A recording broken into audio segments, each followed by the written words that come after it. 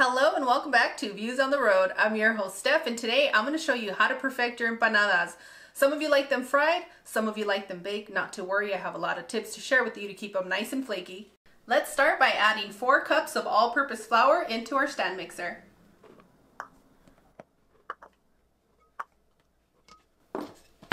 And set it to the side because you're going to need a little bit more flour for dusting.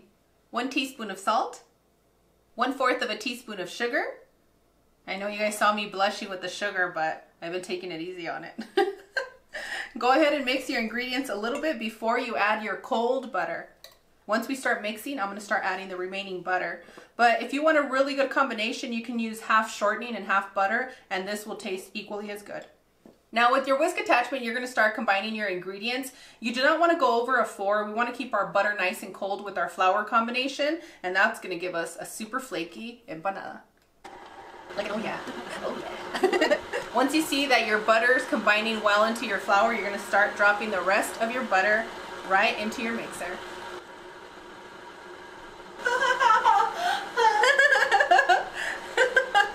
You're making me blush, Carl. This looks so good already. For those of you in cold climate like myself, you get your kitchen that gets really, really cold, that sometimes even with your mixer, it doesn't combine. So what you can do is you can use your strong hands, come give it a nice squeeze, and then you're going to continue mixing. After you're done combining, it should take you about 4 minutes. You should get a nice, well incorporated flour.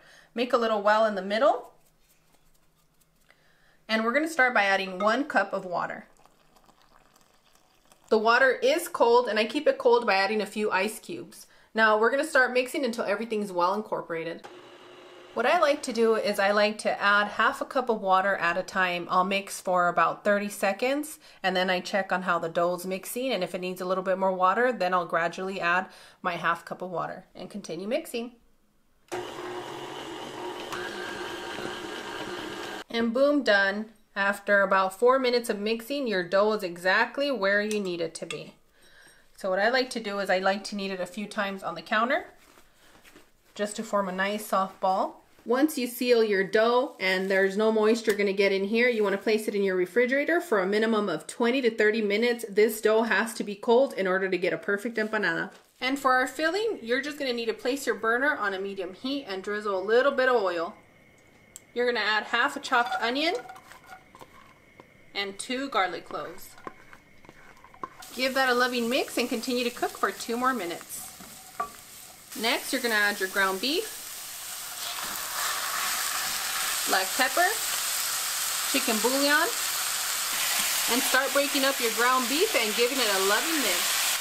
And continue to cook until you don't see any pink in your ground beef.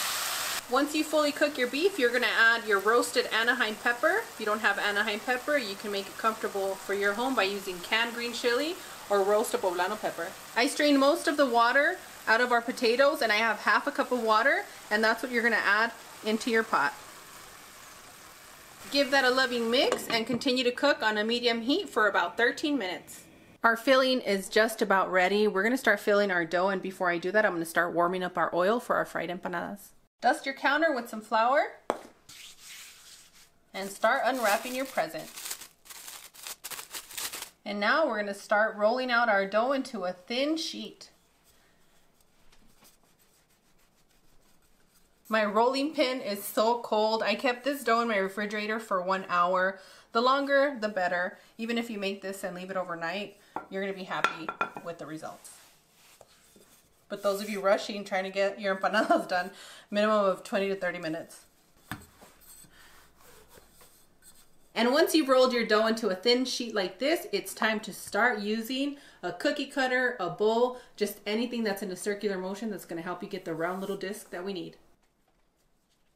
And just continue until you run out of dough. And with the remaining dough, you're just going to crumble it up, make it into a nice little ball. And while I'm preparing the empanadas, I like to keep this set in the refrigerator to keep it nice and cold, because that's what really makes the difference in the flakiness and the crisp. So I'll just wrap this back up, place it in the refrigerator, and now we're going to get started on our filling. Take your disc and give it a gentle roll. You don't want to go too much because then your empanada is going to tear. Place it in your hand and add your desired amount of filling. I feel like 2 tablespoons work great. and start sealing your edges. Give that a good press, and when you're sealing your masa, you don't want to give it too much of a stretch because then you're going to stretch your dough and it's just going to be too doughy at the edges. And start pinching. Turn it over. Looks like a beautiful braid.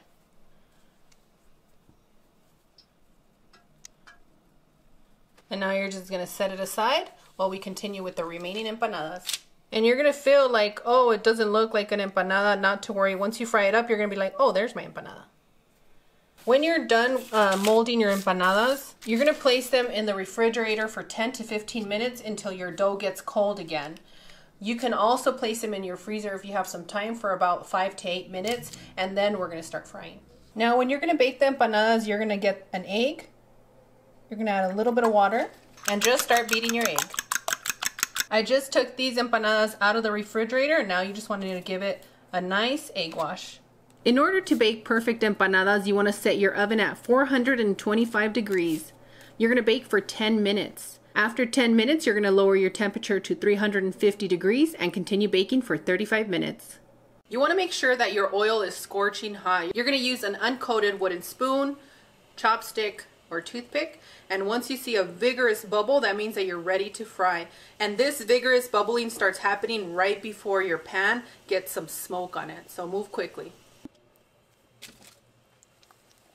In order to maintain the good heat in our oil, I'm only going to fry 3 at a time.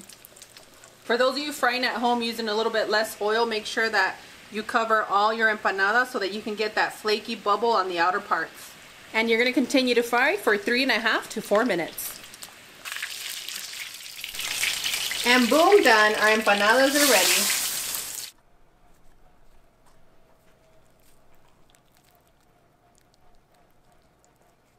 Ooh, fried to perfection. You're going to want to add some guacamole, salsa. I'm going to need somebody very special to say ah. It's baked to perfection.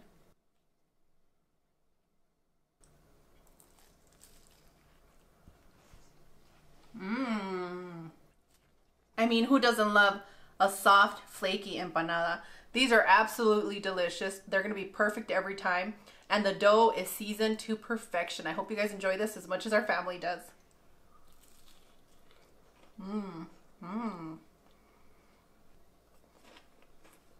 As always, Claude and I are wishing you the best. We absolutely adore you. And on that one, we'll see you guys tomorrow. Bye.